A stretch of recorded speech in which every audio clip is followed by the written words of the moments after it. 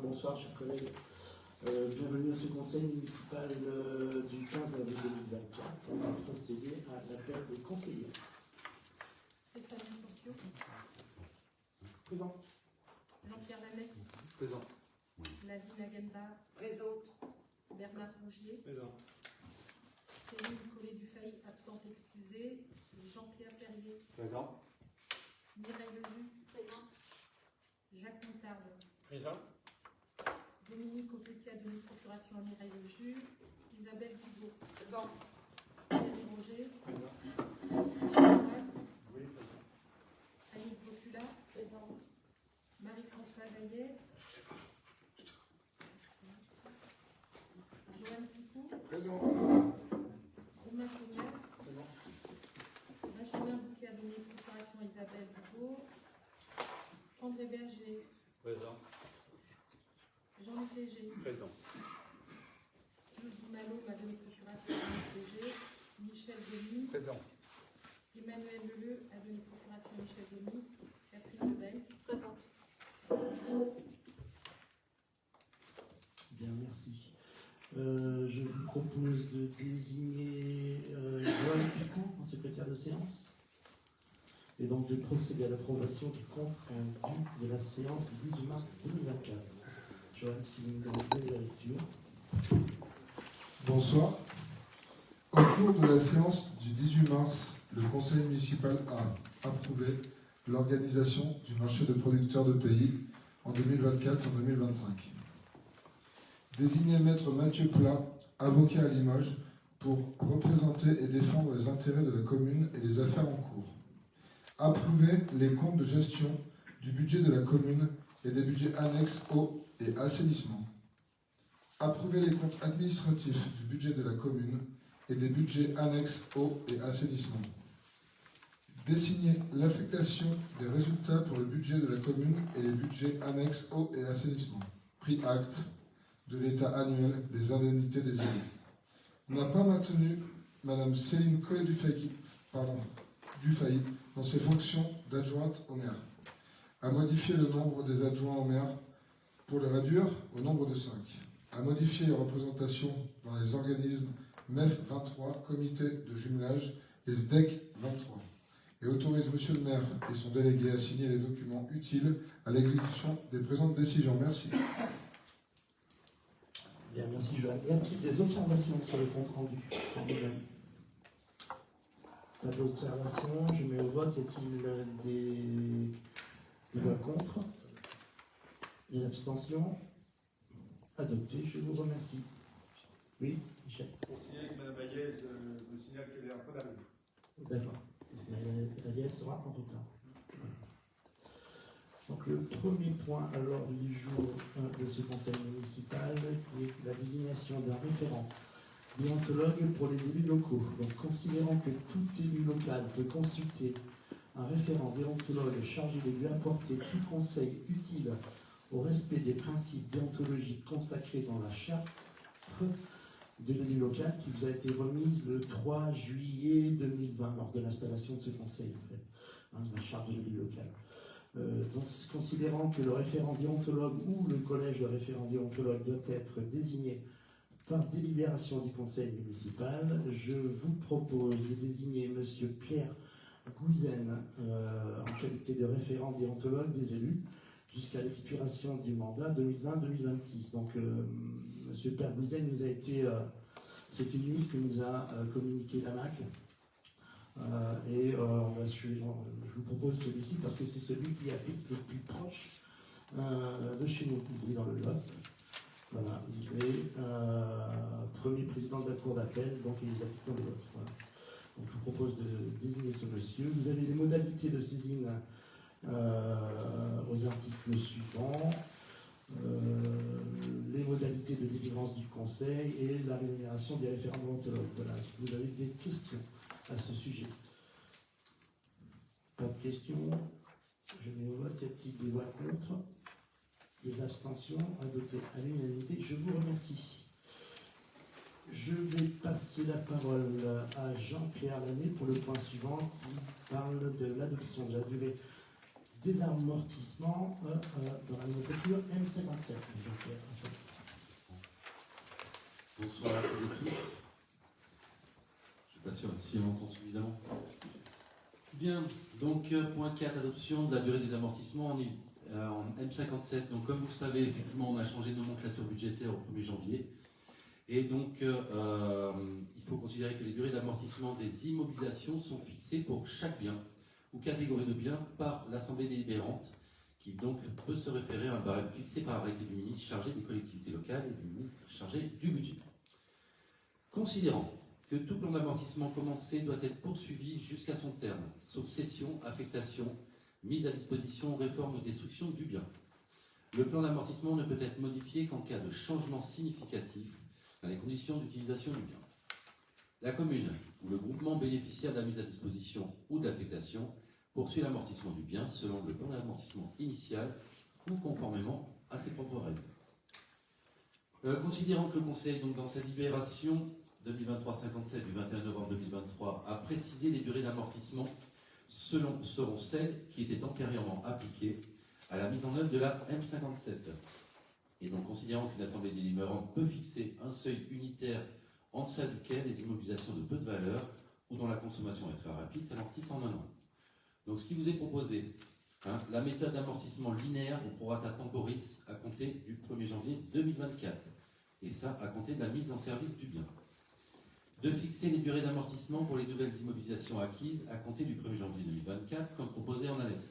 Vous aviez donc une liste des durées d'amortissement qu'on vous a fournie, et comme je vous le disais, c'était les durées d'amortissement qu'on avait déjà mis en place. Il est d'ailleurs précisé dans l'annexe que les subventions d'équipement qui se rapportent aux biens eux-mêmes immobilisés s'amortissent également sur la même durée. Que de déroger également à l'amortissement pro rata temporis pour les biens de faible valeur, dont le montant unitaire est inférieur à 500 € TTC, et de dire que ces biens s'amortissent sur un seul exercice. Et donc d'habiliter le maire à prendre tous les actes nécessaires à la bonne exécution de cette décision. Avez-vous des questions sur ce principe d'amortissement? La question, passe au vote. Y a-t-il des votes contre? Des abstentions? Donc je vous remercie. Merci Jean-Pierre. Le point suivant, fongibilité de crédit. C'est toujours toi qui as la parole. Je crois que j'ai pour un moment. Donc on va continuer. La fongibilité des crédits. Je vais vous passer à tout, considérant que la collectivité donc, a adopté la délibération pour la M57, et vu l'article L5217-6 du Code général des collectivités territoriales, dans la limite fixée à l'occasion du budget, et ne pouvait dépasser 7,5% des dépenses réelles de chacune des sections, l'Assemblée délibérante peut déléguer la possibilité de procéder à des mouvements de crédit de chapitre, à l'exclusion des crédits relatifs aux dépenses de personnel. Dans ce cas, l'Assemblée délibérante est informée de ces mouvements de crédit lors de sa plus proche séance. En fait, c'est une modification de nomenclature. Avant, avec la nomenclature M14, on avait la possibilité d'inscrire des dépenses imprévues, ce qu'on avait fait dans les budgets jusqu'à présent. Cette possibilité-là n'existe plus en M57, mais nous offre la possibilité de faire ces virements de crédit. Et donc, on opte pour le taux maximum qui est filé à compter de 7,5%. Et comme je vous le disais, on a obligation d'informer l'Assemblée délibérante qui suit la décision de faire ces virements de crédit. Est-ce que vous avez des questions sur ce principe? Pas de questions non plus. Donc je passe au vote. Qui s'abstient? Qui est contre? Adopté. Je vous remercie. Merci Jean-Pierre. Le point suivant, donc budget primitif 2024 de la commune. Mais écoute, je crois qu'il est bien parti. Je te laisse. Eh bien, on continue. Même principe que d'habitude. On va commencer par le budget de la commune. Un budget traditionnellement aux couleurs roses. Un document qui vous a été adressé, ce document-là, dont la présentation a quelque peu changé par rapport au document qu'on avait sous M14, un peu plus difficile à lire, moins clair je dirais, mais on y retrouve les mêmes informations. Et on a continué le même principe de faire une note de synthèse, rose également, pour expliquer les grands points de ce budget. Première page donc, de la note synthétique du budget prévisionnel. Donc on peut retrouver en page 9 du document budgétaire Des crédits de fonctionnement, donc ouverts en dépenses à hauteur de 5 855 635, et donc la même chose en recettes de fonctionnement, y compris le résultat de fonctionnement reporté, qui était de 869 075 15 centimes. En investissement, le budget s'équilibre à 3 416 110 euros et 21 centimes. Il y avait des restes à réaliser en dépenses à hauteur de 143 685,65 et en recettes pour 343 854,57. Et un solde d'exécution reporté donc en dépenses à hauteur de 653 550 euros et 56 centimes. Je passe à la page suivante, directement sur la section de fonctionnement.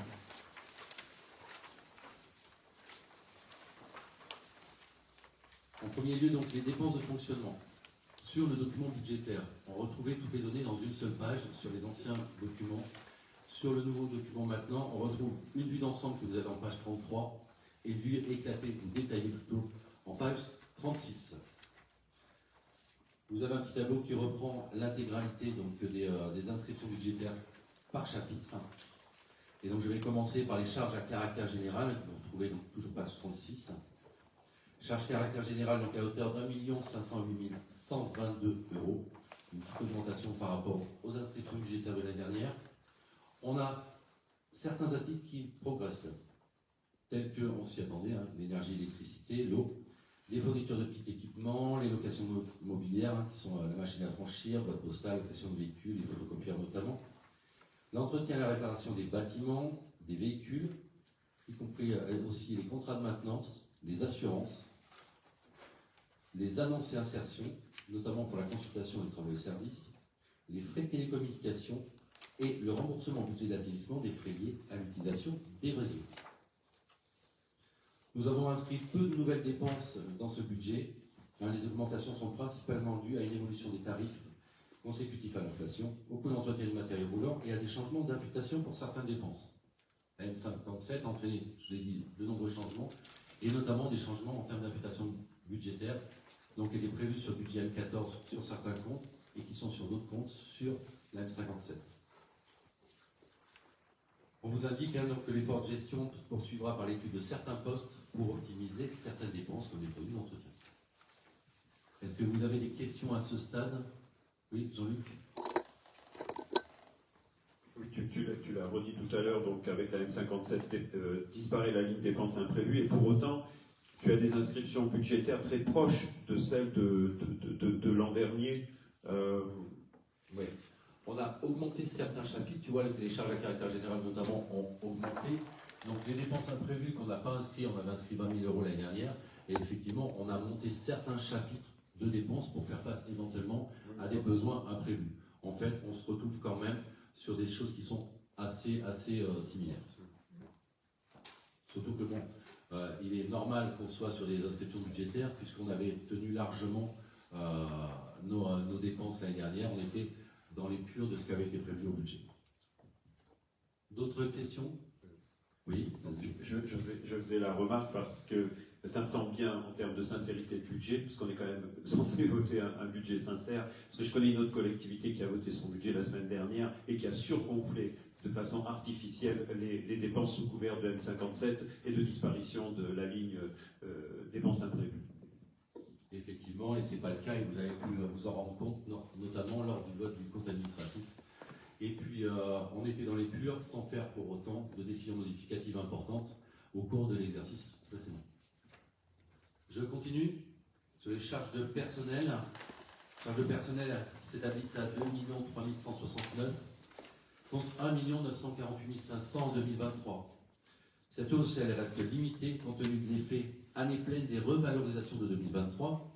On vous rappelle, le point d'indice revalorisé de 1,5% au 1er juillet 2023, revalorisation également des bas salaires jusqu'à 9 points d'indice supplémentaires au 1er juillet, et la prise en charge aussi des abonnements de transport qui a été revue à la hausse. Nous avons aussi des nouveautés réglementaires en 2024, plus 5 points d'indice pour chaque agent à compter du 1er janvier dernier, et également l'augmentation du SMIC au 1er janvier. Comme chaque année, bien sûr, le GVT, glissement vieillesse technicité, Il s'agit donc des avancements des champs ou de grades, et des décisions municipales sur lesquelles nous reviendrons au cours de ce conseil, notamment la mise en place du RIFSEP, qui se génère par une augmentation de masse salariale à hauteur de 30 000 euros, et également la prime exceptionnelle de pouvoir d'achat, et elle, c'est une augmentation sur la charge salariale de 7 000 euros pour cet exercice. Et bien sûr, on a anticipé les départs à la retraite sur cette année.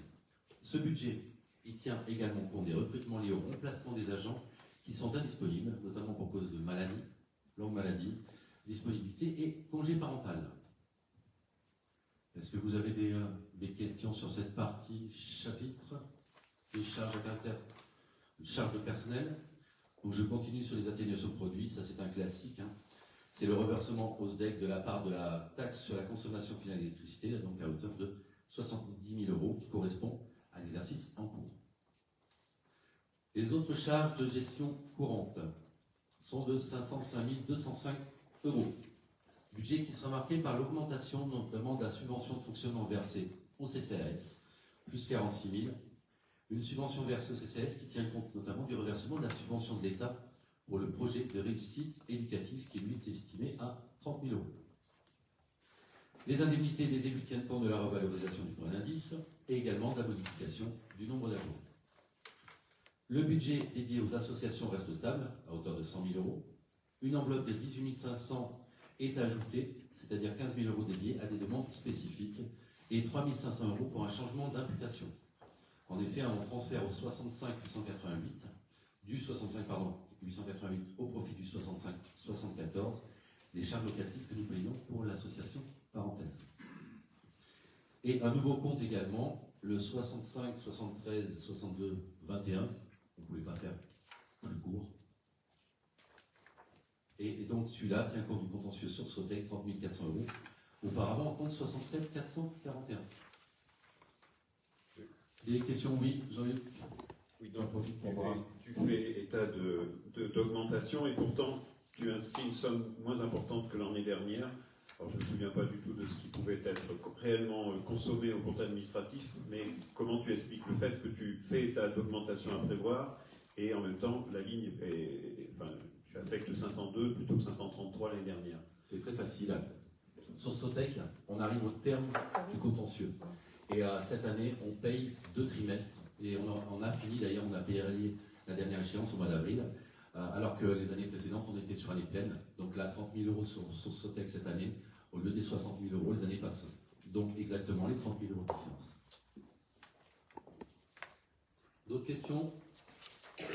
Donc j'enchaîne sur les charges financières à hauteur de 217 240 euros. Et puis on vous dit également les dépenses d'ordre de fonctionnement, c'est-à-dire dotation d'amortissement et provision pour 68, et évidemment la section d'investissement. Donc on retrouve la contribution au financement de la section d'investissement qui se fait au travers d'opérations d'ordre, notamment la dotation aux amortissements prévus pour 238 176 euros et le virement de la section de fonctionnement à celle de l'investissement pour 1 312 422 euros, alors qu'elle était de 783 062 euros l'année dernière. S'agissant des charges exceptionnelles, donc on prévoit des annulations de titres au cas où sur exercice antérieur pour 3 000 euros. Et comme je vous le disais, il n'y a plus de dépenses imprévues sur M57. Avez-vous des questions? Donc j'enchaîne sur les recettes de fonctionnement. Ce que je vous disais tout à l'heure, comme pour les dépenses, une vue d'ensemble de ces recettes en page 35 du document budgétaire et la vue détaillée en page 41. Dans ces recettes de fonctionnement, on retrouve classiquement les produits et services du domaine et les ventes diverses à hauteur de 165 601 euros, qui recouvrent donc les facturations opérées par la commune à divers tiers, à ses locataires, au budget annexe de l'eau, mais aussi les produits des cantines scolaires et du photovoltaïque. Travaux en régie et provisions, en baisse de 50%. En fait, là, c'est le même principe. On baisse parce que sur cette partie-là, il y avait une partie de reversement aussi de recettes qui étaient liées à ce que le budget assainissement reversait au budget principal dans le cadre du contentieux sur Sotec. Impôts et taxes.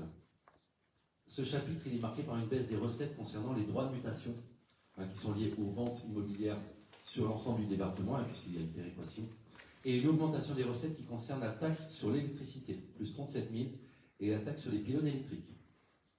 Augmentation de la taxe sur l'électricité, c'est aussi pour ceci que nous avions sur les dépenses un reversement plus important aux SDEC que ce qui était prévu les années précédentes. Concernant le PIC, comme en 2023, la communauté de communes propose à la commune d'appliquer une méthode dérogatoire à 30%, et donc la somme de 27 773 € devrait rester acquise à la commune de Buisson, et cette recette est de nouveau inscrite au budget. Vas-y, oui, si Elle tu veux. restera acquise, on l'a acté en conseil communautaire. Et effectivement, les communes avaient le libre choix d'abonder, pourquoi pas un peu plus, au FPIC. Et j'ai bien précisé que la commune de Buisson n'irait pas au-delà si l'effort n'était pas collectif. Donc, voilà. Donc, c'est pour ça qu'on reste sur ce montant-là. Le point suivant, la fiscalité. Donc, on vous a indiqué un tableau du produit attendu de la fiscalité qu'on reverra au point 9 de l'ordre du jour.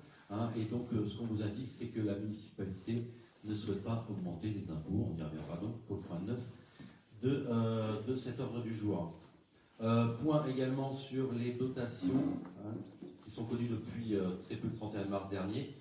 L'augmentation est de 21 000 € par rapport au prévisionnel 2023.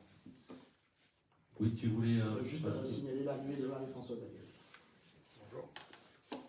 Donc un total des dotations de 683 462 €. On retrouve sur le compte 74 834 les allocations compensatrices pour la fiscalité à hauteur de 115 648 €. Au 74 718, les dotations d'État qui prennent en compte les participations au contrat parcours emploi compétences, les participations également au contrat de projet, notamment pour chargé de mission PVD, conseiller numérique et les volontaires territoriales en administration. On retrouve également la participation de l'État suite à la mise en place de la tarification sociale des cantines et le projet de réussite éducative reversé au CCS dont je vous ai parlé tout à l'heure. Chapitre 75, les autres produits de gestion courante. La proposition pour ce chapitre, qui regroupe essentiellement des loyers perçus pour la commune, 752, fait apparaître une augmentation par rapport à BP 2023, puisqu'il est tenu compte de loyers en année pleine pour des baux que nous avons signés en cours d'exercice l'année dernière. Les produits exceptionnels, pas de nouvelles recettes inscrites, seule figure une recette de 7 000 € qui correspond éventuellement à des mandats annulés sur l'exercice 2023. Je rajoute les produits financiers au chapitre 76, remboursement à la communauté de communes d'un emprunt qui avait été souscrit pour le rond-point du Mont en zone industrielle. Et sauf erreur de ma part, il s'agit, je crois, de la dernière échéance. Avez-vous des questions sur cette partie recette? Pas de questions. Eh bien, je continue avec la partie investissement. Et en premier lieu, donc, les dépenses d'investissement. Donc, vous retrouvez la vue d'ensemble en page 21 du document budgétaire et en page 25, la vue détaillée. Donc, chapitre par chapitre, donc, les immobilisations incorporelles à hauteur de 19 420 €. Incorporelles, ça veut dire notamment l'achat de licences informatiques.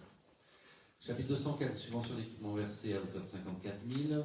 Les immobilisations corporelles, chapitre 21, pour 1 265 844 €. Les immobilisations en cours à hauteur de 472 932 €. J'ai oublié de vous le dire, mais dans les montants que j'annonce figurent les restes à réaliser. Les remboursements d'emprunt à hauteur de 678 100 €. Les opérations pour compte de tiers à hauteur de 241 905 €.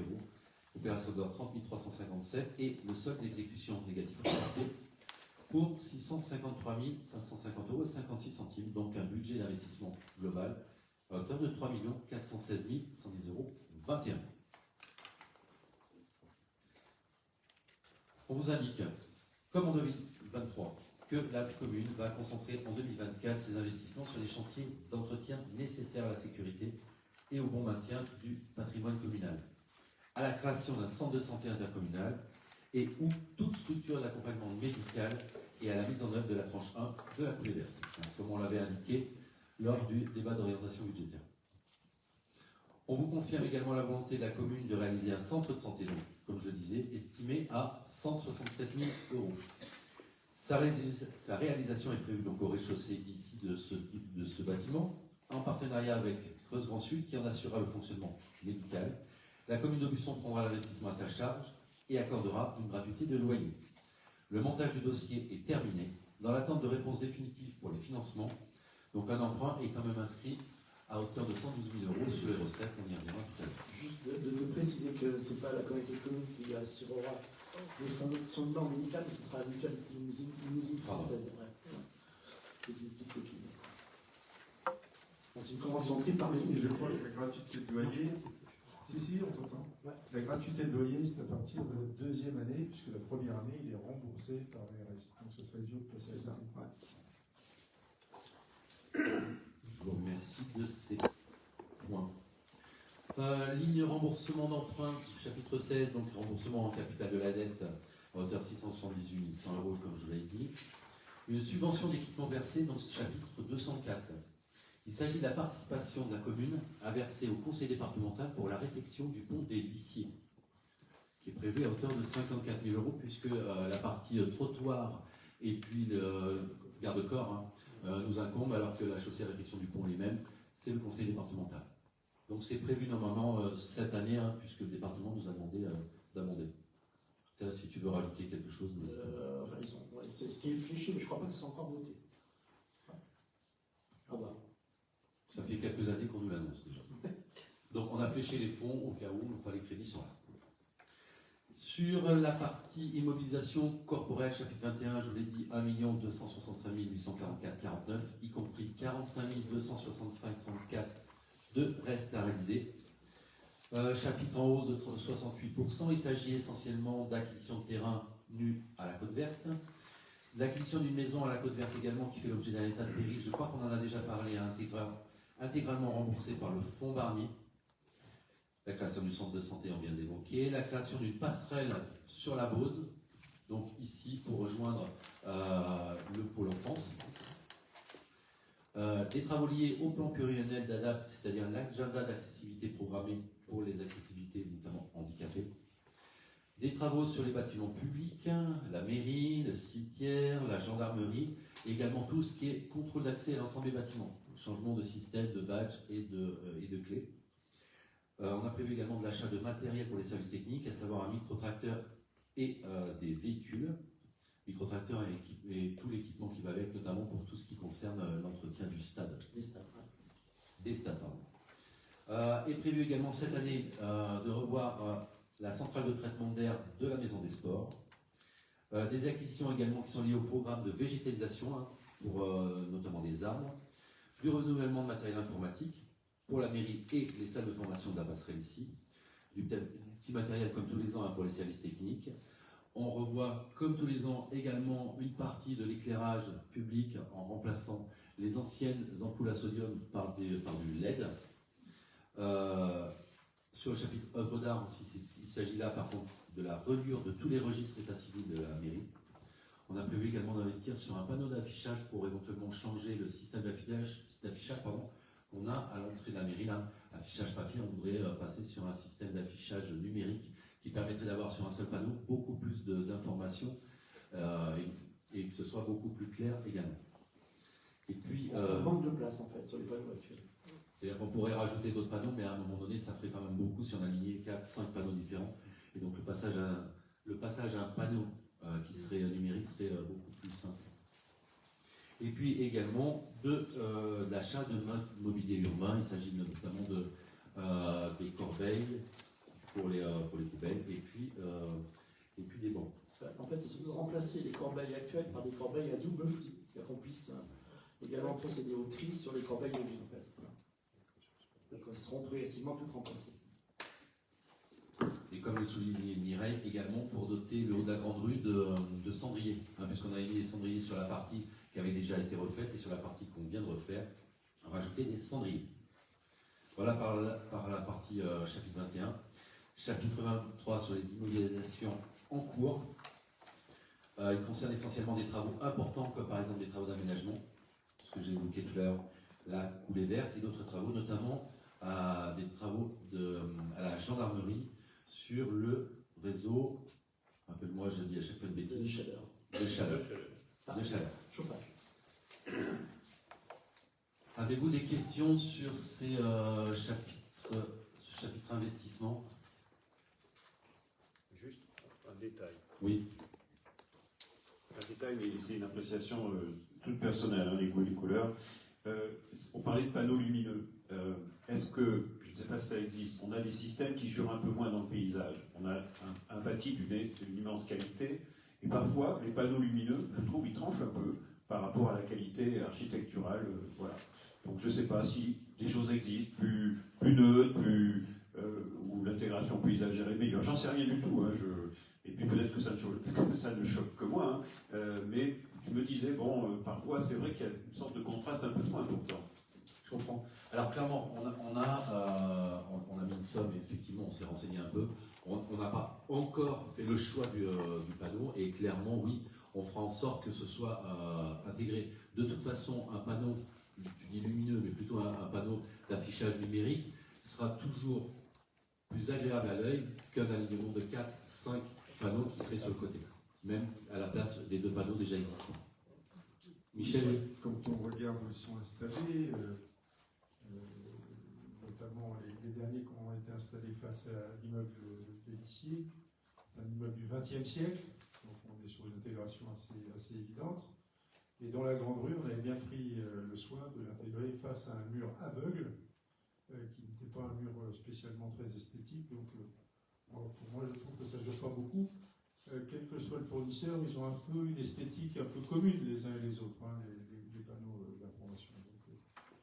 Donc, je pense que ce sera un peu compliqué de trouver des panneaux dans le style de Philippe de Napoléon III.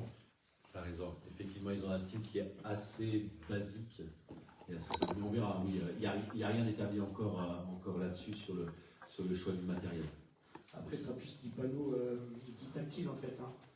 Ce ne sera pas vraiment des panneaux d'affichage comme on a en centre-ville. Hein. Ce sera un panneau type téléviseur, enfin, de ce format, mais de ville, où on pourra, un peu comme une tablette, faire circuler, parce qu'il y aura une masse d'informations à visionner. Et voilà, ce n'est pas vraiment un tableau, un panneau d'affichage qu'on peut voir en centre-ville en fait. Hein. C'est vraiment un panneau d'information qui sera donc interactif en fait. Voilà. Je pense que Jean-Luc évoquait ces panneaux justement.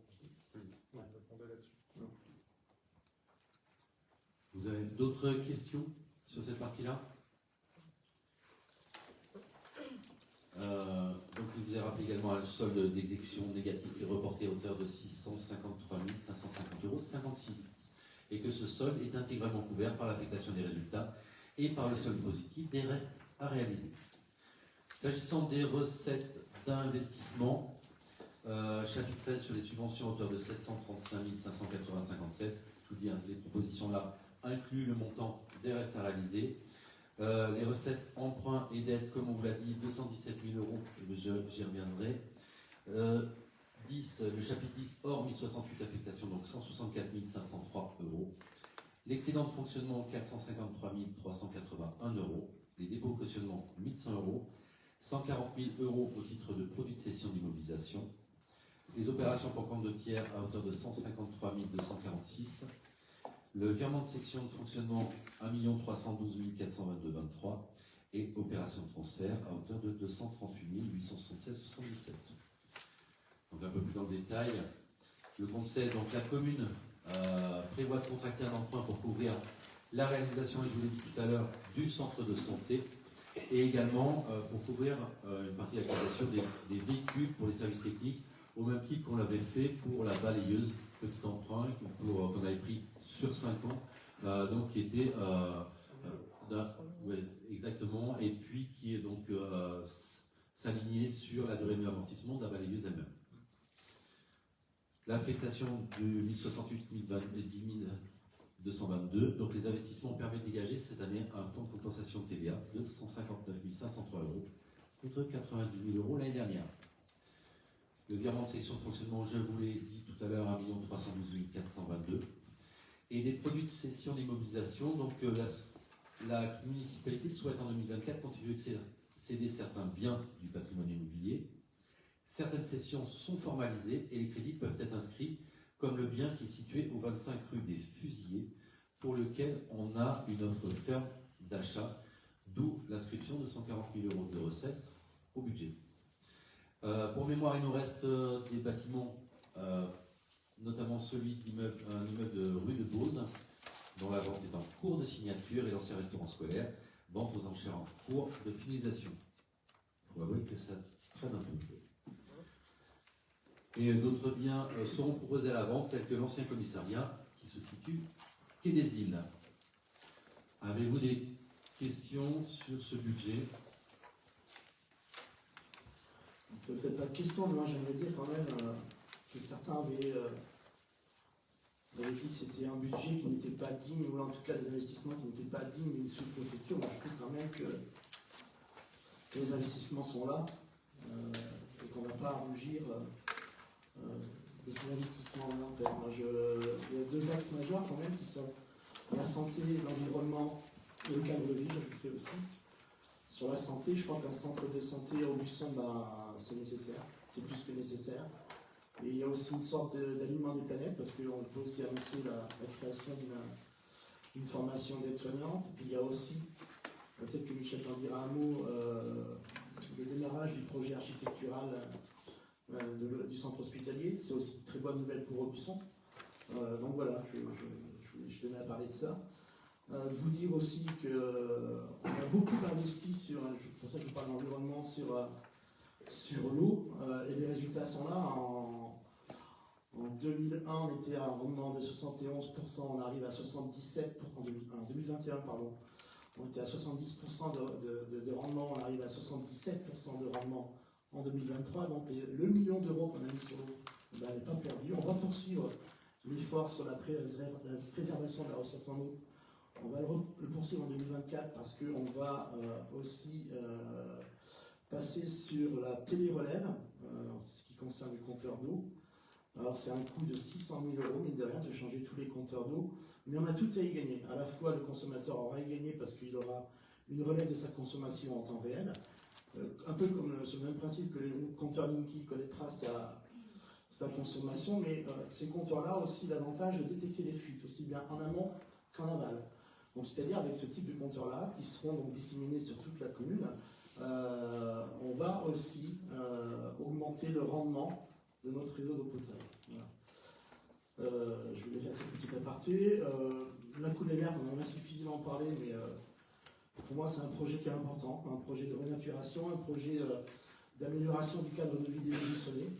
La passerelle sur la Beauce, ça aussi pour moi c'est un projet qui est important, qui va aussi modifier le parcours des parents qui amènent leurs enfants au pôle enfance, qui va sécuriser ce parcours-là. Donc pour moi, ce n'est pas un projet anodin.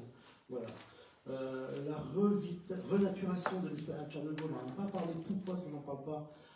Parce qu'on n'a pas les retours pour l'instant de savoir si l'État, notamment le Fonds vert, s'il nous suit ou pas sur ce projet-là. À partir du moment où on aura des éléments de réponse, on enclenchera aussi ce projet-là. Voilà. Voilà ce que je tenais à vous dire. Donc c'est des projets qui ne parlent peut-être pas à certains, mais qui parlent à mon avis aux Aubusonnais, et c'est ce qui compte pour moi. Voilà ce que je voulais dire là-dessus. On peut passer à la suite s'il n'y a pas d'autres interventions. Juste, pardon. Oui, Jean-Luc. Seulement sur le fonds vert, c'est vrai qu'on peut avoir des inquiétudes parce qu'il a été bien ponctionné en raison des 10 milliards d'économies faites par décision de l'État. Donc on sait que c'est en particulier sur l'écologie et donc sur le fonds vert, façon de décliner sur les territoires, que il y a eu des amputations. Donc voilà, on verra. Mais c'est vrai qu'on peut avoir quelques inquiétudes. Effectivement, je pense aussi, c'est pour ça que les réponses tardent à arriver concernant les financements sur ce type de projets qui sont effectivement financés par du fonds vert. Bon, on va voir, on attend. D'autres interventions?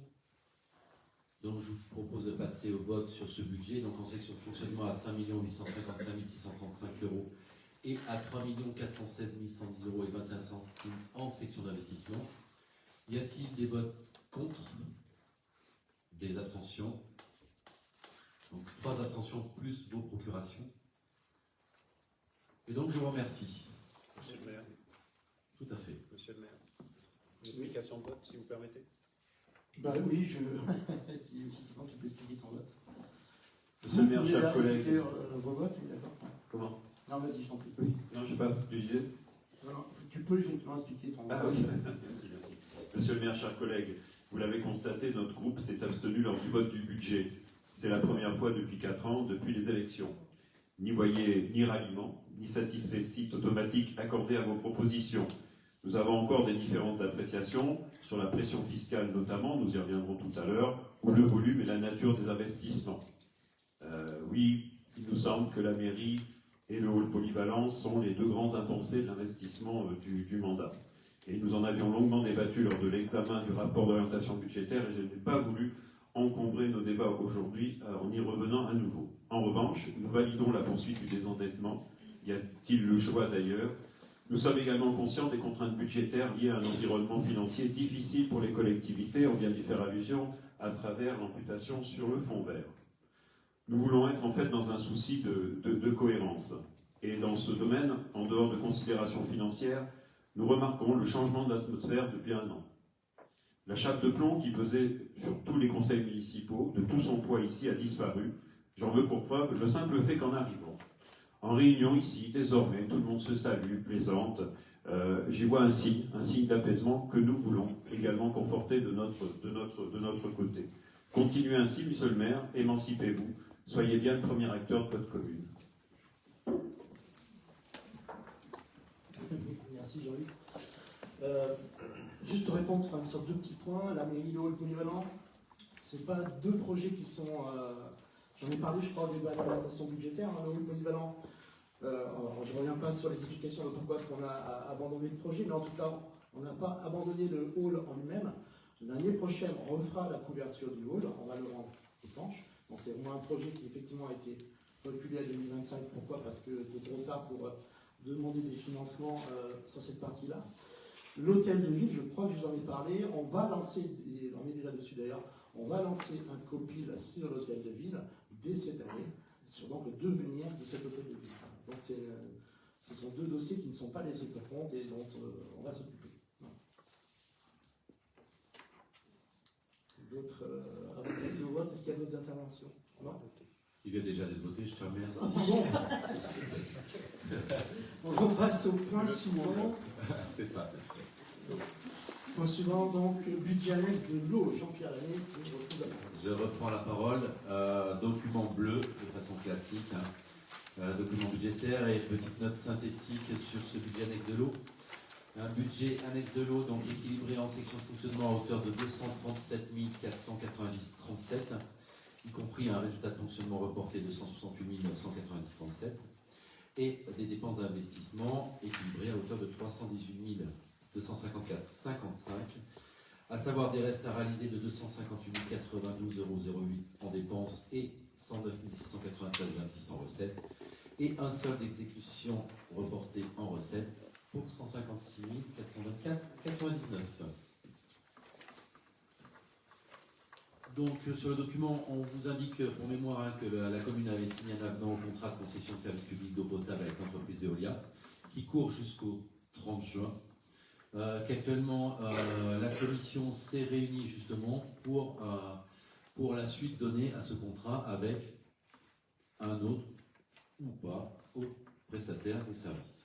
Donc là-dessus, on n'a rien à dire puisque les débats sont en cours sur cette nouvelle concession. Il est rappelé donc pour mémoire que l'exercice budgétaire en 2023 était impacté par les dépenses et les recettes qui étaient liées aux travaux du haut de la Grande Rue, du pré-entrée du schéma directeur d'eau et aux travaux sur les réseaux fuyards. S'agissant de la section d'exploitation 2024 et en particulier les dépenses de fonctionnement, sur le budget est prévu au compte 615 23 168 487 € pour faire face à des travaux d'urgence sur le réseau. Au compte 622 25 000 € pour la rémunération du cabinet qui accompagne la collectivité dans le renouvellement de cette concession. Et au compte 62 871 18 000 € pour l'entretien des captages d'alimentation en eau potable. S'agissant des recettes de fonctionnement, donc pas de reste à réaliser en 2023, il y en avait l'année dernière, et pas de nouvelles recettes prévues. Les recettes sont essentiellement constituées du résultat reporté et au compte 70 du reversement de la surtaxe du service public d'eau potable par Veolia à hauteur de 65 € et de la redevance d'occupation versée par Towercast, c'est un opérateur de télécommunication pour un montant de 3 500 €. Avez-vous des questions sur cette partie exploitation de budget d'eau?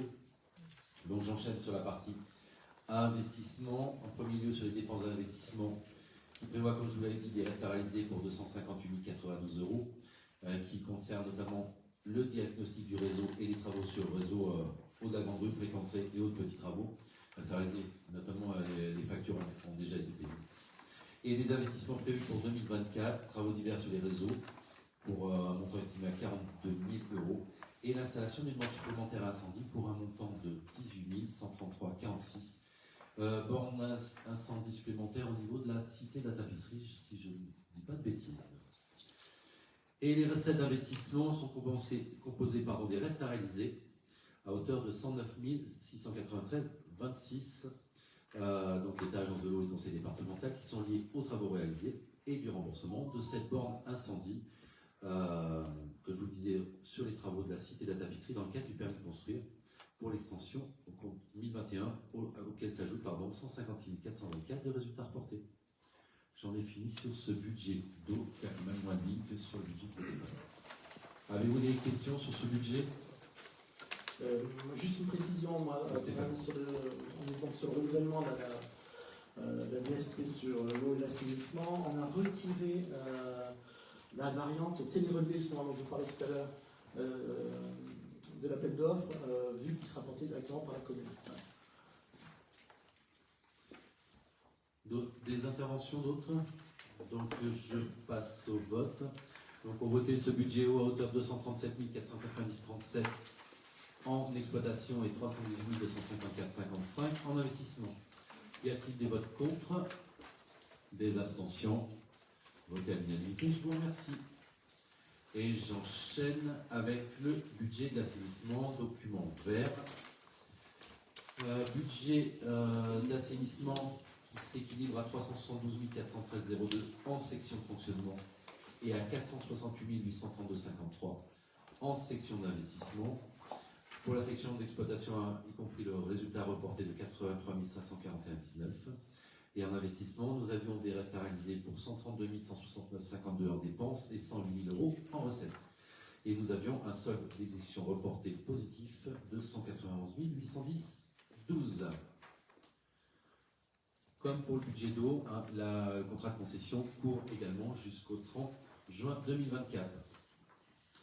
Si je commence par la section d'exploitation et notamment les dépenses de fonctionnement, budget 2024 qui prévoit au compte 6 068 000 € pour des dépenses de petites fournitures, au compte 615 23 95 771 € pour faire face à des travaux d'urgence sur les réseaux, au compte 622 25 000 € pour la rémunération du cabinet qui accompagne la collectivité dans le renouvellement de la concession, comme pour le budget d'eau, 2 500 € au compte 623 pour les frais de publicité pour la consultation du renouvellement de concession.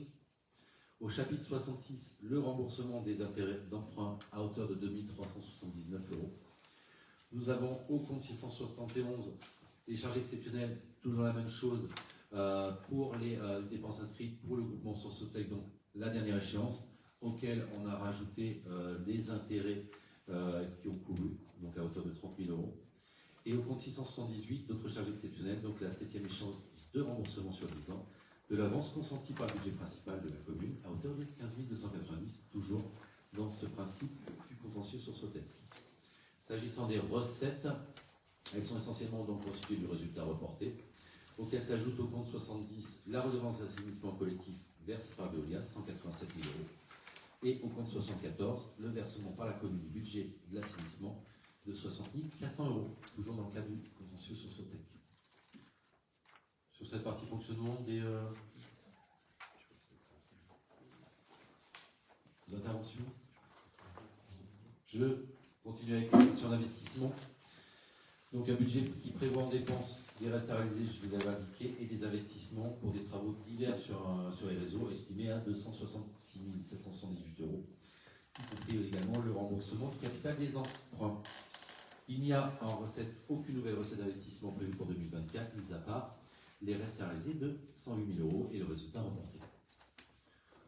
Pour information, il y a une page qui manquait moi dans vos documents, mais Le solde qui reste à couvrir sur l'emprunt, sur les emprunts de l'assainissement, s'élève à 179 098 euros et 54 centimes.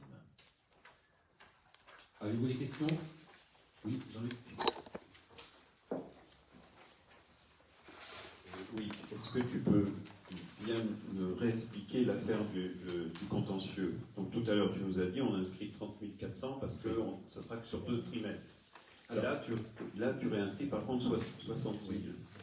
parce que comme c'est indiqué dans le document, 30 000 euros, c'est l'échéance qui est due à Sosotec, mais par contre, qui était versée du budget de la commune vers le budget assainissement, et puis auquel s'ajoute 30 000 euros, d'où l'inscription de 60 000 pour la part d'intérêt. Par contre, c'est le budget d'assainissement qui va le gérer tout seul. On n'a pas besoin de faire un virement du budget de la commune au budget assainissement. Ce qui avait été fait à l'époque, c'est parce que le montant qui était dû à Sosotec était un montant trop important pour qu'il soit couvert directement par le budget d'assainissement. Par contre, là, la part d'intérêt, il n'y a aucun souci. À hauteur de 30 000 euros estimés, le budget d'assainissement peut tout à fait l'intégrer. Est-ce que j'ai répondu Parfaitement. Eh bien, je te remercie. Avez-vous d'autres questions? Donc, je vous soumets ce budget au vote également. Donc, pour une section d'exploitation à hauteur 372 413,02 €, et section d'investissement 468 832,53 €. Y a-t-il des votes contre? Des abstentions? Donc, adopté à l'unanimité. Je vous remercie. Eh bien, tu vas garder la parole parce qu'on va parler maintenant de la fixation du taux des taxes locales. Donc, je vous indique donc que le conseil municipal doit se prononcer sur les taux de la taxe foncière sur les propriétés bâties, sur les propriétés non bâties et sur la taxe d'habitation des résidences secondaires et autres locaux meublés. Pour l'année 2024, nous vous proposons de ne pas augmenter les taux sur l'ensemble de ces taxes. Et donc, le montant prévisionnel des recettes attendues sur cette fiscalité s'élève à 1 998 323. Et donc, on vous rappelle les taux qui étaient ceux de 2023, donc repris en 2024. La taxe foncière battue à hauteur de 38,43%, la taxe foncière non bâtie à hauteur de 79,09%, et taxe d'habitation sur les résidences secondaires à hauteur de 15,88%. Je suppose que vous avez des questions. C'est pas ce que tu avais dit? Pas de questions? Oui, on a eu le débat. Vous avez entendu ce que j'avais à dire. J'ai entendu ce que vous aviez à dire. Ça me va tout à fait. Non, aucune autre question? Donc je vous propose de passer au vote. Y a-t-il des votes contre? Des abstentions? 2 abstentions plus 4. donc vos procurations 4. Et donc je vous remercie. Adopté. Moi, j'ai pas voté. À l'unanimité. Donc Catherine, tu as voté pour nous. Oui, j'ai voté Ah, pour, je pardon. te remercie. J'ai pas voté. Stéphane, tu voulais ajouter quelque chose? Non, merci Jean-Pierre. Je crains que je garde la parole. Le point suivant, tu vas garder la parole puisqu'il s'agit du renouvellement et contractualisation de la ligne de trésorerie avec la ligne agricole. Donc vous vous rappelez l'année dernière, je vous avais proposé de souscrire une ligne de trésorerie, notamment dans le cas des travaux et pour faire face éventuellement au délai qu'il peut y avoir entre le moment où on paye les factures et le montant où on peut percevoir les subventions afférentes. On avait donc souscrit une ligne de trésorerie à hauteur de 500 000 € l'année dernière. Ligne de trésorerie sur laquelle nous avons fait un petit tirage sur l'équivalent de 15 jours parce qu'on n'a pas eu de besoin particulier sur l'exercice précédent. Ceci étant, on a encore quand même des travaux importants à réaliser cette année et dans la même optique, je vous propose de reconduire cette ligne de trésorerie. Nous avons fait des demandes, toujours auprès du Crédit Agricole qui nous accorde le renouvellement de cette ligne de trésorerie à hauteur de 500 000 € sur une durée de 12 mois. Donc voilà, si vous avez des questions sur cette ligne de trésorerie, n'hésitez pas à me les poser. Si vous n'avez pas de questions, je vous propose de passer au vote. Y a-t-il des votes contre? Des abstentions? Eh bien, je vous remercie. Adopté à l'unanimité. Et cette fois, je laisse la parole à Monsieur le maire. Merci Jean-Pierre. Le point suivant il concerne le tableau des effectifs. Donc il appartient au conseil municipal, compte tenu des nécessités de service, de mettre à jour le tableau des emplois pour tenir compte notamment du mouvement de personnel lié au départ en retraite et du tableau d'avancement de grade établi pour l'année 2024. Je vous propose d'adopter les modifications proposées ci-dessous et d'approuver donc le nouveau tableau des emplois que vous avez en annexe. Donc, les modifications sont les suivantes. Donc, suppression, création d'emplois suite à un mouvement de personnel, donc suppression de 2 grades d'emploi de catégorie B à temps complet, rédacteur principal première classe, au 15 avril 2024. Création d'un grade d'emploi de catégorie C à temps complet, 35 heures, agent administratif principal deuxième classe, au 15 avril 2024. Modification d'emploi suite à avancement de grade, suppression du grade d'emploi d'ingénieur et création du grade d'emploi d'ingénieur principal au 1er mai 2024. Suppression de 3 grades d'emploi d'adjoint technique principal deuxième classe et création de 4 grades d'emploi d'adjoint technique principal de première classe au 1er juin 2024. Suppression de 2 grades d'emploi d'absent principal deuxième classe et création de 2 grades d'emploi d'absent principal première classe à compter du 1er janvier 2024. Voilà. Avez-vous des... Pardon du 1er juin 2024. Merci Michel. Avez-vous des questions sur ce tableau des effectifs? Pas de questions. Donc je vous propose donc d'approuver la modification du tableau des emplois arrêté au 15 avril 2024, de dire que les crédits nécessaires sont inscrits au budget et de m'inviter ou mon représentant légal à signer tout document relatif à cette affaire. Il y a beaucoup de départs à la retraite cette année? Myriam, Cette année, pas précisément, mais par contre, on est sur les départs dans les 4 années à venir qui sont quand même assez importants. Il y a au moins 6 départs qui sont. D'accord. on a un départ sur cette année. Il y avait des départs effectivement à venir, hein, on est sur une courbe. Ouais. Donc s'il n'y a pas d'autres questions, je mets aux voix. Y a-t-il des oppositions? Y a-t-il des abstentions? Adopté à l'unanimité, je vous remercie. Le point suivant, le RIF 7. Donc mise en place du RIF 7. Vous connaissez. Bon, on en a déjà parlé. Mais considérant qu'il y a lieu d'appliquer le régime indemnitaire tenant compte des fonctions, des suggestions et de l'expertise et de l'engagement professionnel, je vous propose d'instaurer le RIF 7 et d'en déterminer les critères d'attribution pour une application à partir du 1er juin 2024. Et je vais inviter Myriam Mariette, notre directrice générale du service, et vous exposer la méthodologie et le RIF qu'on souhaite mettre en place. Merci Myriam.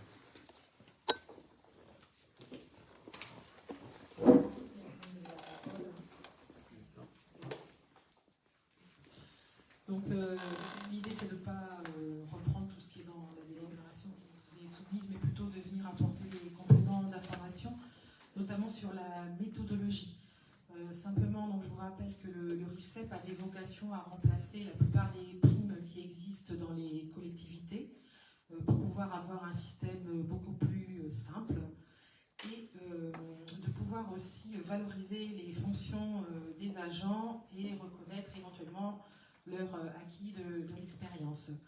Donc comment on a procédé? On a d'abord fait un état des lieux, c'est-à-dire qu'on a retravaillé l'organigramme, puisqu'on a eu quand même pas mal de mouvements de personnel ces dernières années, notamment des changements de fonction aussi en interne, et puis des adaptations aussi aux nécessités de service. Voilà.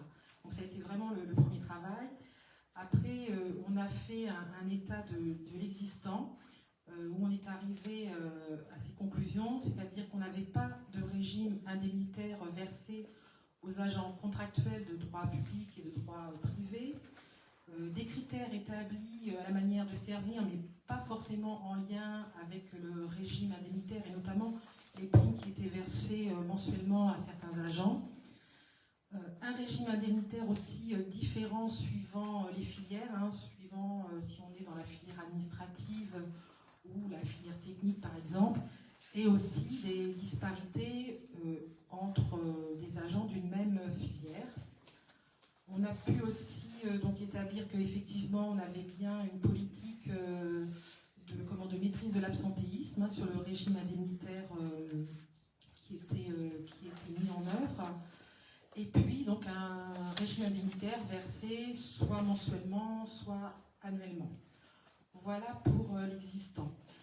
Ensuite, nous avons recueilli la volonté des élus et des agents, notamment via le CST, le Comité social et technique territorial, pardon. Donc là, les conclusions ont été qu'on souhaitait transposer le régime indemnitaire actuel. Il n'était pas question de dire à des agents qu'à partir de la mise en place du RIFSEP, ils n'auraient plus le même régime indemnitaire qu'aujourd'hui. D'attribuer le régime indemnitaire aux agents contractuels.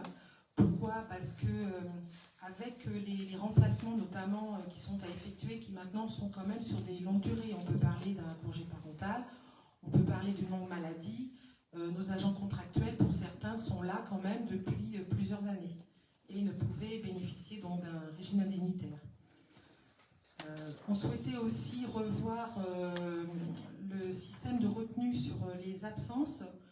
Pourquoi ? Parce que là aussi, c'était un constat de la part des agents, c'était de dire, certes, on a une retenue quand on est absent, mais il n'y a pas de distinguo entre l'absence de courte durée qui est assez récurrente, et puis l'agent qui est peut-être là depuis plusieurs années, qui n'a jamais été absent, et qui se trouve avoir un accident de la vie, on peut se casser une jambe ou autre, et du coup être absent pendant 3 mois et voir son régime indemnitaire complètement amputé.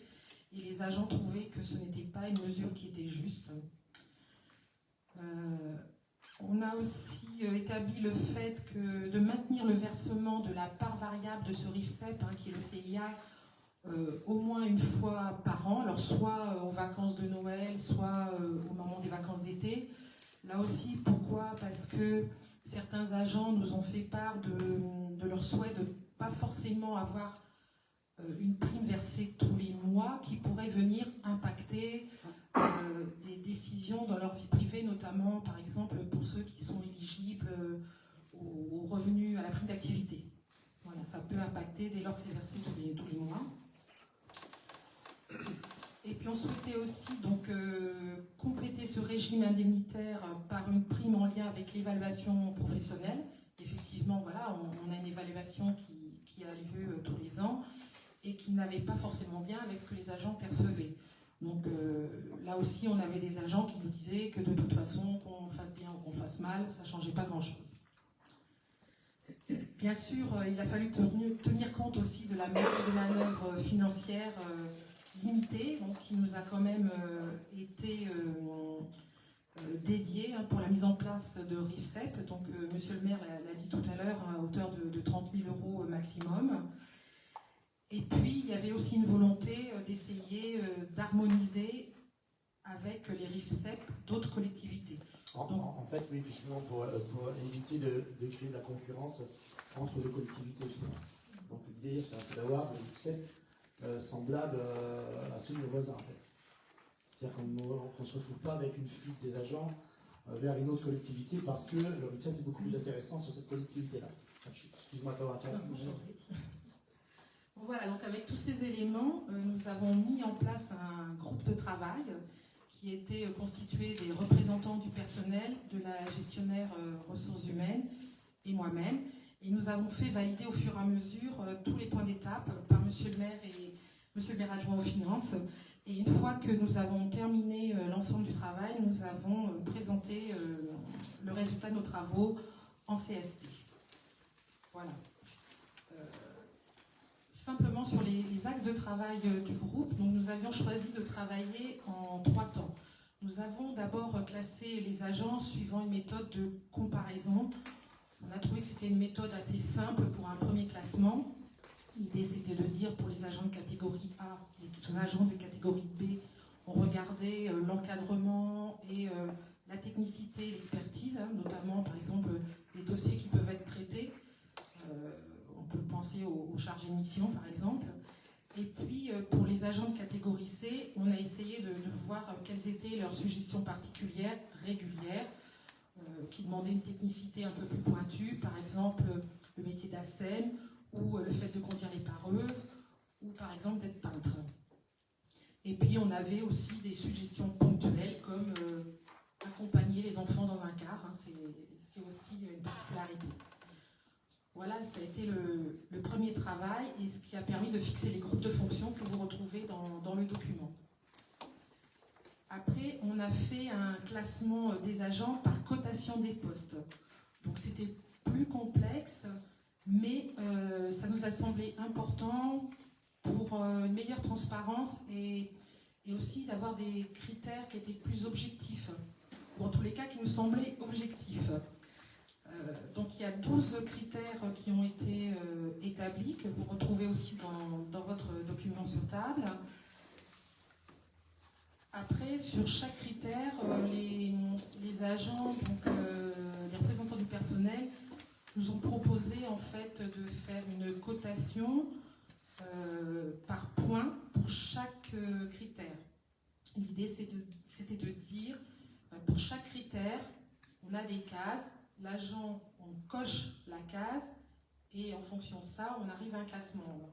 Par exemple, si on prend le critère encadrement, on pourrait se dire, si par exemple l'agent n'encadre personne, il a 0 point, s'il encadre de 1 à 4 personnes, il aura 1 point, de 5 à 9, 3 points, de 10 à 15, 4 points, et au-delà, 5 points. Voilà. Et on se disait, ben, au moins, il n'y a pas de contestation possible. On sait expliquer à l'agent pourquoi il a un nombre de points. Et chaque point a une valeur de 15 €. Voilà comment on a travaillé. Et puis, pour la part variable, donc la part CIA, là, l'idée, c'était de dire, on va reprendre la grille d'évaluation qui est utilisée pour l'entretien professionnel, et du coup, de maintenir les critères qui avaient été choisis en 2017 pour l'entretien. Voilà, en gros, les grandes lignes du RIFSEP. Merci Myriam. Est-ce que vous avez des questions sur la mise en place de ce RIFSEP? Pas de questions? Vous ne le versez pas tous les mois, hein, c'est bien ce que j'ai compris. Pardon? Vous ne le faites pas tous les mois, ça va être une prime.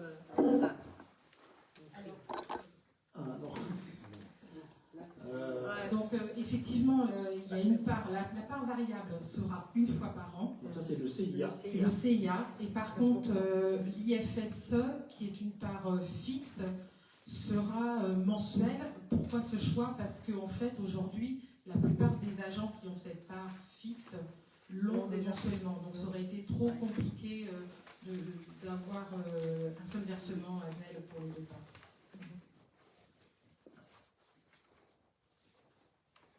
Est-ce que vous avez d'autres questions sur la mise en place de l'UCEP? Pas de questions? Non? Je vais voir là. Donc je vous propose donc les modalités suivantes. La part IFSE, suspension de l'IFSE. La part CIA, suspension du CIA. Entendu le rapport que vous avez exposé. Pardon, je me suis trompé. Donc je vous propose d'instaurer l'IFSE dans les conditions indiquées qu'on vient de vous exposer, d'instaurer le CIA dans les conditions qu'on vient de vous exposer, de prévoir le maintien aux bénéficiaires concernés à titre individuel de leur montant intérieur plus élevé en application de l'article L714-8 du Code général de la fonction publique, de dire que les crédits correspondants seront prévus et inscrits au budget, que l'attribution individuelle IFSE et CIA sont décidées par l'autorité territoriale et fera l'objet d'un arrêté. Y a-t-il des oppositions? Y a-t-il des abstentions? Adopté à l'unanimité, je vous remercie. Le point suivant, la prime sur le pouvoir d'achat. Je vous rappelle donc que le décret numéro 2023-11-06 du 31 octobre 2023 permet aux organes délibérants des collectivités territoriales ou à ces établissements publics administratifs d'instituer pour certains agents publics une prime de pouvoir d'achat exceptionnelle forfaitaire. Donc il appartient au conseil municipal de se prononcer sur l'institution et le montant de cette prime. Le CST a été consulté, hein, je dis voilà. Donc bénéficieront de cette prime les agents territoriaux, fonctionnaires et contractuels de droit public qui remplissent les conditions cumulatives suivantes. Avoir été nommé ou recruté par la collectivité avant le 1er janvier 2023, être employé et rémunéré par la collectivité au 30 juin 2023, avoir perçu une rémunération brute inférieure ou égale à 39 000 euros au titre de la période courant du 1er juillet 2022 au 30 juin 2023. Sont exclus du bénéfice de la prime les agents contractuels de droit privé et les vacataires. Donc vous avez un tableau qui reprend le montant, mais en fait, vous pouvez voir que nous, on a fait le choix de 150 euros par agent, dont le salaire n'excède pas 39 000 euros annuels. Pourquoi ce choix? Parce que vous l'avez vu, en fait, effectivement, on a pu voir, par exemple, à la Concom, que la prime est un peu plus importante. Mais nous, on met en place en même temps le RIF7, et là, par contre, on était large sur le RIF7, plus 30 000 euros. Donc 30 000 euros d'un côté, 6 000 euros, la prime de pouvoir d'achat exceptionnel, ça représente malgré tout 6 000 euros en comptant 150 euros par agent. Mais c'est one shot, la prime de pouvoir d'achat. C'est une fois. Donc on a préféré privilégier un RIF7 conséquent, digne de ce nom, et pérenne, plutôt qu'une prime dédiée au pouvoir d'achat qui va être versée au mois de juin, c'est une fois dans l'année. 150 euros par agent en même temps. On s'est dit aussi, c'est que l'augmentation des charges du prix de l'électricité, elle est valable pour tout le monde. Donc tout le monde a le droit à ce petit effort. Voilà quel est notre choix. Avez-vous des questions sur cette prime du pouvoir d'achat? Pas de questions. Donc, est-ce que j'ai fini?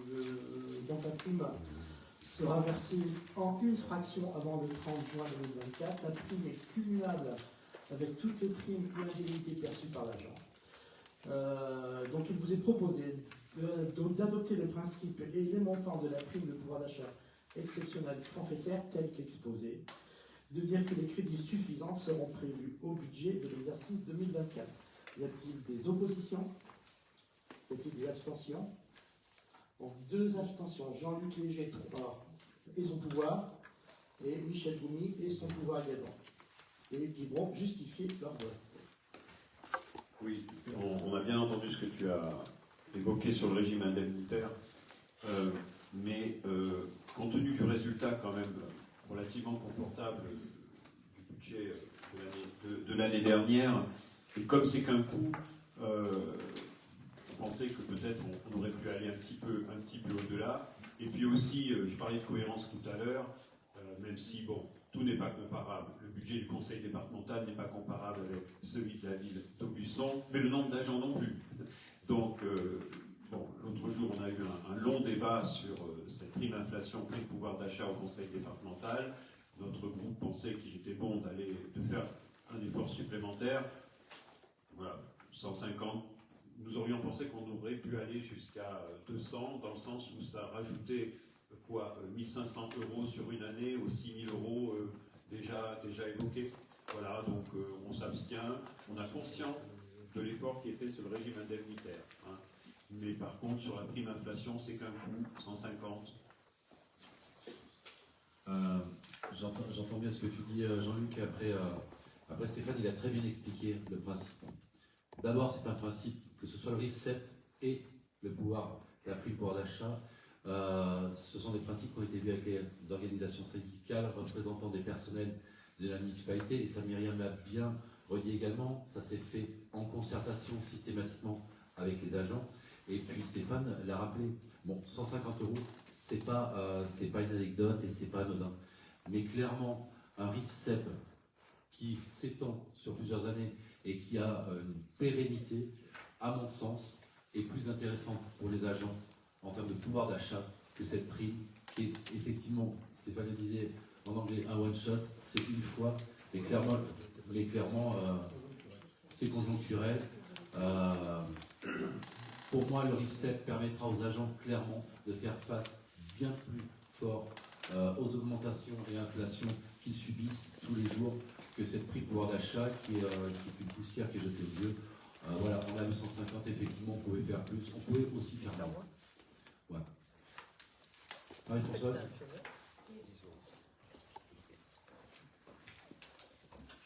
Encore une fois, cette prime de pouvoir d'achat, c'est encore une fois, et toujours depuis pas mal de temps, à la place de l'État qui ne fait pas son devoir. Merci Marie-Françoise. D'autres observations? Ben non, en fait, on a voté, ça y est. Hein. Vous justifiez votre vote. Ok.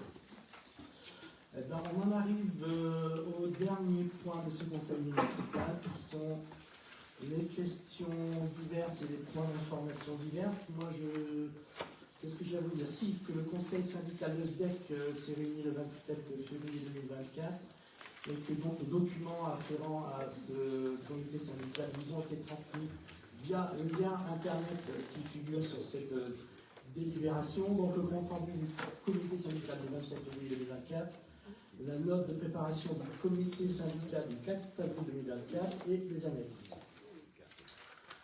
Concernant moi les points, les informations diverses, je vais vous dire que le prochain conseil municipal aura lieu, alors, en tout cas il y en aura un le 3 juin 2024, dont le point principal à l'ordre du jour en tout cas sera l'attribution de la concession de services publics sur l'eau et l'assainissement. Voilà. Alors peut-être qu'il y en aura un avant, mais a priori il y en aura un le 3 juin, on ne peut pas le faire avant, mais on ne peut pas non plus le faire avant. Après, je veux dire, donc c'est sûr qu'il y en aura un le 3 juin 2024, donc je vous demande de bien noter cette date.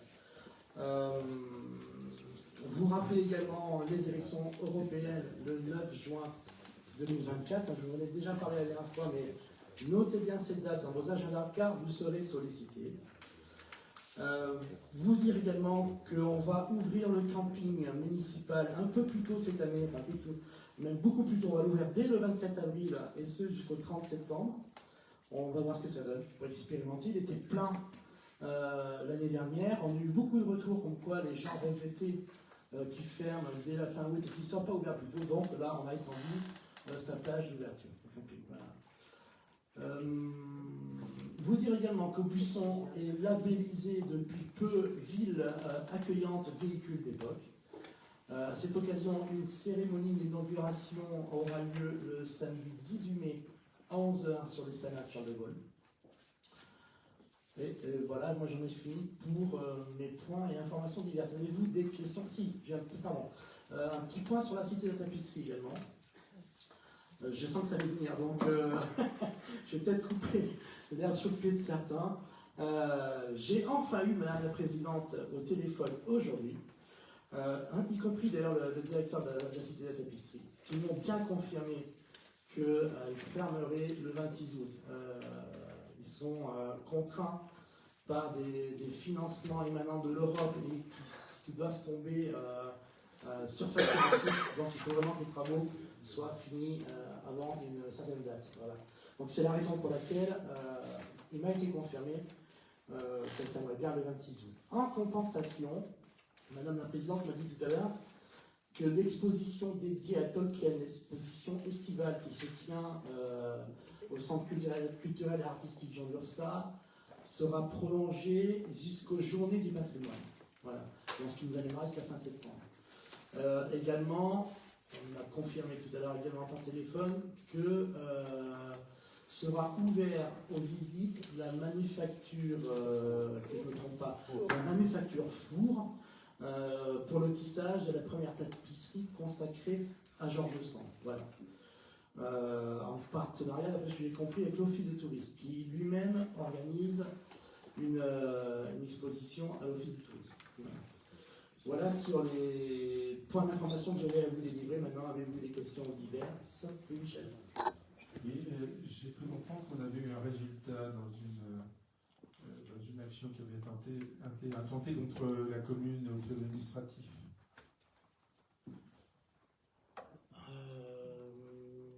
Que nous avons gagné, si j'ai bien compris. La commune a gagné. Oui, il y en a tellement que je ne me souviens plus laquelle qu'on a gagné. Effectivement, on a. Myriam, peut-être que vous pouvez même m'apporter la question, je ne sais plus laquelle c'est qu'on a gagné. C'était quoi? KCA? C'était, oui. C'était le KCA contre la commune qui remettait en cause le compte administratif 2021. Bon, on a des bonnes nouvelles, autant les connaître. Oui, c'est vrai, j'avais. Merci, madame. Y a-t-il d'autres questions? Il y en a d'autres. Marie-Françoise Ayez. Oui, dernièrement, j'ai été très choquée que dans les écoles primaires, au moins primaires en tout cas, le gouvernement a fait distribuer des kits pour les Jeux Olympiques. Alors jusque-là tout va bien, hein, c'est très bien pour les Jeux Olympiques, mais des pièces de 2 euros. Normalement, les enfants n'ont pas le droit de venir avec de l'argent liquide à l'école. Et là, le gouvernement leur donne 2 euros en pièces. Donc, c'est-à-dire qu'ils ne vont pas venir avec de l'argent, mais ils vont repartir avec. Alors, je sais qu'on est en période électorale, je sais qu'on est en pleine communication, mais je trouve ça très choquant de donner de l'argent à des enfants de l'école primaire qui n'ont pas forcément la notion d'argent, mais de leur donner de l'argent, à quelle fin, je ne sais pas. Je pense qu'il y avait d'autres moyens de communication pour ça. C'est une opération qui a tout de même coûté 14 millions d'euros, sachant qu'il n'y a pas de remplaçant en cas d'absence pour maladie, des raisons qui sont justifiées, mais l'État ne justifie pas le remplacement et préfère mettre de l'argent dans la communication plutôt que dans l'éducation de nos enfants. Et ça, j'ai été très choquée, je tenais à le partager. Voilà, merci. Michel. Oui, moi je voudrais profiter de la présence d'estimables vice-présidents de la communauté de communes, et parfois certains camarades, pour revenir sur un point qu'on a voté là au dernier conseil communautaire, Jean-Luc. Il s'agit des subventions à Tom Pouce et à Clé de Contact, qui sont différentes, de 10 000 euros, si ma mémoire est bonne. Et je voulais savoir combien d'enfants à Clé de Contact, combien d'enfants à Tom Pouce, est-ce qu'il y a un ratio par rapport au nombre d'enfants, comment est-ce que tout ça est calculé? Est-ce qu'il y a une règle qui est partagée entre les deux associations?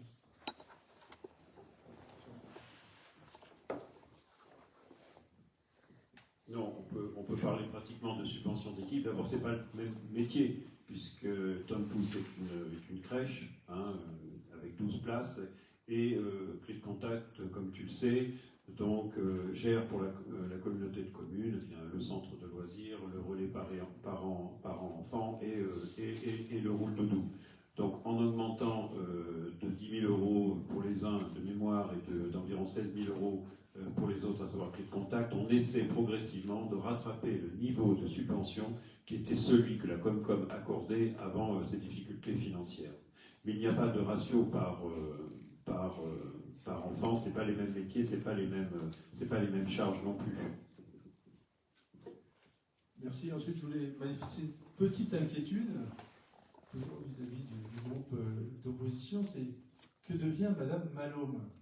Parce que nous avons appris en conseil communautaire sa démission, et c'est Michel Gomy qui la remplace.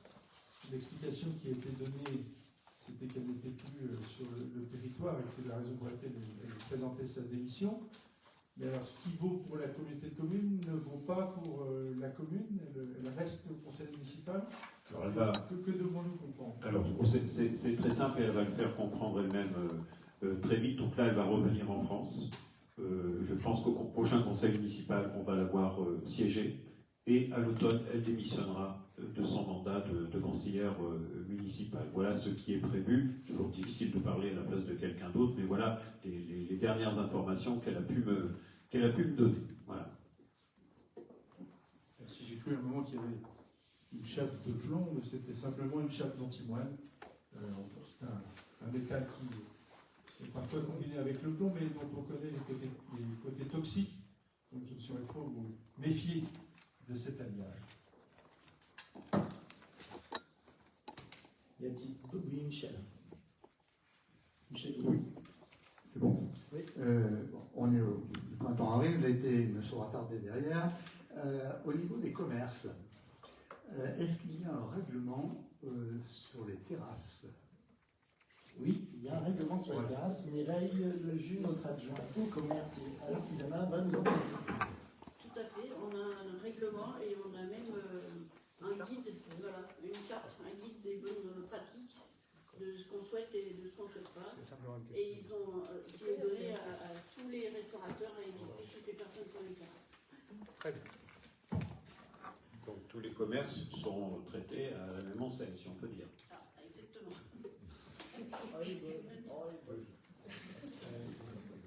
Pour ne pas revenir sur l'intervention que j'ai faite au Conseil communautaire, s'agissant de la situation du centre hospitalier, de ses EHPAD, de l'audit, etc. Mais simplement, pour dire Mme de Benz qui s'enthousiasmait de la grue, des travaux. En fait, la grue, elle est à la cité de l'épicerie et que ça n'a peu de choses à voir finalement avec le centre hospitalier, même si on peut trouver sûrement beaucoup de remèdes quand on va à la cité de la tapisserie. Enfin, voilà, la grue, elle est bien positionnée à la cité et pas à l'hôpital. Mais c'était pas la même grue, c'était peut-être volatile. Ah, on s'est peut-être pas compris. Si vous faites la mystérieuse, alors là, on a du mal à suivre. Puisque tu parles de ça, Michel, donc je le redis, j'ai dit tout à l'heure, mais je le redis quand même à nouveau, on peut quand même se réjouir du début de ces travaux pour le centre hospitalier. Hein, c'est quelque chose d'important pour le territoire. Le centre médical mutualiste aussi à côté, qui sera opérationnel en 2024, en tout cas techniquement parlant. Après on verra, il faudra qu'on voit si les médecins arrivent. Je l'ai déjà dit tout à l'heure, mais également la mise en place d'une formation d'aide-soignante à Aubusson, ça a du sens aussi. Donc on a une espèce d'alignement des planètes, on peut paraphraser, Michel, tu me dis souvent ça, voilà, sur la santé qui moi, me donne du bon au cœur. Voilà. Vous dire, si j'avais oublié, on est encore là-dessus 2 secondes. Souligner le travail que fait le directeur de l'établissement, sa combativité, son opiniâtreté. Rappeler quand même le rôle qu'a joué il y a 10 ans son prédécesseur, Alex Sinra, qui avait monté un dossier équivalent, et c'est la volonté de l'ARS qui a fait défaut à un moment et qui a bloqué les choses alors qu'on en était à l'avant-projet sommaire. Il y avait déjà 500 000 € qui avaient été engagés. Donc, comme Stéphane, je me félicite de voir que, malheureusement, il avait raison un peu trop tôt, mais je me félicite de voir que son idée se poursuit et trouve un début d'exécution. C'est un très beau projet, très important, sur des budgets très conséquents. Vous les connaissez, 47 millions. Un bâtiment neuf d'à peu près 3500 mètres carrés, une petite réduction de la capacité d'accueil, mais qui correspond à une réalité de territoire, donc nous ne contestons pas les quelques 10 lits que nous allons perdre, mais quand même des difficultés qui subsistent, aucune réponse et aucune solution pour l'instant n'apparaît sur le déficit que cause à l'établissement l'exploitation du Chabanou à la Courtine. Très clairement aussi, nous avons perdu un an, et un an, ça a été chiffré par l'audit, à 5,5 millions aujourd'hui de surcoût pour l'établissement. Donc 5,5 millions, ça fait quand même un peu plus de 10% du montant total, c'est quand même pas rien. Mais effectivement, il faut continuer maintenant d'aller de l'avant. C'est un projet qui est indispensable pour la sécurité sanitaire et pour l'accueil médico-social sur notre territoire, puisque c'est bien évidemment, ça a été dit, résoudre la situation aujourd'hui des 2 EHPAD qui sont obsolètes, mais c'est aussi regrouper sur un même site toutes les activités médicales, aujourd'hui à la Croix-Blanche, l'imagerie, les urgences, le service de médecine. Donc c'est vraiment quelque chose de très important. On a aussi d'énormes difficultés bâtimentaires sur la Croix-Blanche. Et donc véritablement, c'est un challenge qu'il ne faut pas louper. C'est maintenant ou jamais. Ça fait 10 ans que nous attendons. Et vraiment, il faut arriver aujourd'hui au but. Merci Michel. Il y a aussi une personne que je tiens vraiment à saluer, qui est la préfète, qui a été une personne qui a facilité les échanges et le fait qu'on aboutisse enfin au démarrage de ce projet. Oui, donc c'est un très beau projet, c'est évident, on en a parlé, on était ensemble à la sous-préfecture, et il faut reconnaître aussi, et on en a parlé la dernière fois, c'est la qualité de travail que le personnel va avoir, et aussi la décence et un habitat on ne peut mieux pour les personnes âgées, parce qu'ils en avaient quand même grand besoin, et ça c'est à souligner. L'opiniâtreté évidemment de tout ce conseil et du directeur effectivement pour en arriver là. Et ça c'est quand même une très belle chose, et je pense qu'on est tous très fiers ici et très heureux. Voilà, on est déjà son président, le président du conseil de surveillance, Michel, qui a fait aussi un gros boulot de fond sur ce dossier-là. aussi que je connais un peu. Je ne sais plus ce que je voulais dire. Pardon. Ça me reviendra peut-être. Vous avez sur table qui vous a été remis aussi les 100 plus beaux détours de France. Au Busson, il figure depuis 2002. Elle est entrée dans le cercle restreint des 108 communes françaises de moins de 20 000 habitants à figurer dans ce guide. Au Busson, il figure à la page 12. Voilà, donc vous avez la primeur de la sortie de ce guide, 26e édition. Voilà. D'autres questions diverses? Pas de questions. Non, j'ai pas de questions. Je voudrais juste, en fait, voilà, on a clôturé cette partie budgétaire qui était le vote des comptes administratifs et le vote des budgets. Donc, je voudrais en profiter pour remercier Myriam Mariette à DGS, Christophe Nablan, des directeurs des services techniques, Michel Palanque à la comptabilité, qui ont été d'un grand secours cette année pour élaborer ces documents. Donc, j'en profite pour les remercier. Merci à toi aussi, Jean-Pierre, qui a fait un gros boulot là-dessus.